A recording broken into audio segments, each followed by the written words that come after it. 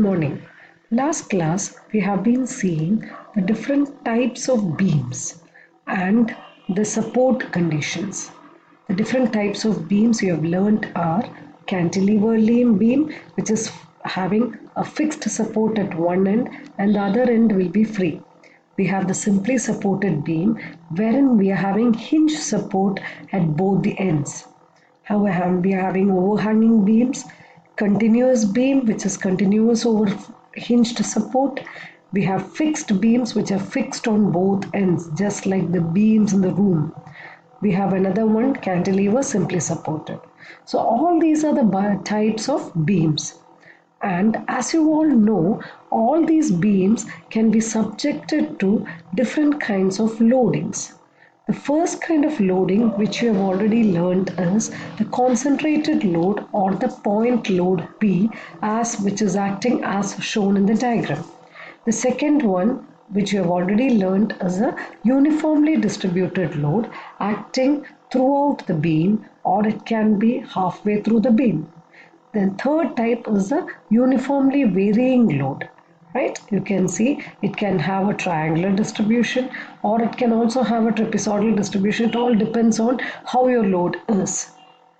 Now see, when the beam is subjected to this transverse loading as shown, it will be developing or converting the load into bending moments. How does a load transfer takes place in a building? Load transfer takes place from the slabs to the beams, from the beams to the columns, and then from columns ultimately to the foundation. Now, when the beam is subjected to loads or the transverse load, there will be a bending moment, and at the same time there will be a reaction force which is acting on the supports. There may be a relationship between the shear force and the bending moment, and the upcoming video will give you a clear understanding of the relationship between the shear force which is developed at the support point and the bending moment. See, the relationship between shear force and bending moment is very critical to analyze the beam. We have to know when designing a beam, we should know the points where the bending moment is maximum, where the sagging is maximum, where the hogging is maximum. Only then we can analyze a beam, and depending after analysis only we can do the design, right? So basically we have two kinds of shear forces, the positive shear and the negative shear.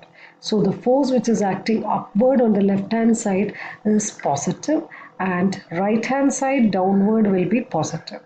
Same way for bending moment, we have positive bending moment and the negative bending moment. Generally, sagging moment is considered to be positive and hogging moment is considered to be negative. See, as you watch this video, you should emphasize certain points. First is the sign conventions, where the professor is trying to explain it explicitly. The sign conventions which you need to follow, and also the evaluating methodology or computational method to calculate or evaluate the shear force at each and every point of the beam, also to evaluate the bending moment of the beam.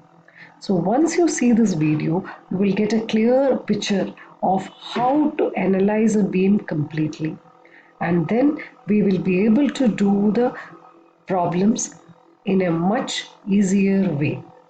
Right? So watch the video carefully and try to understand the basic concepts which are incorporated or involved in bending of beams. Thank you.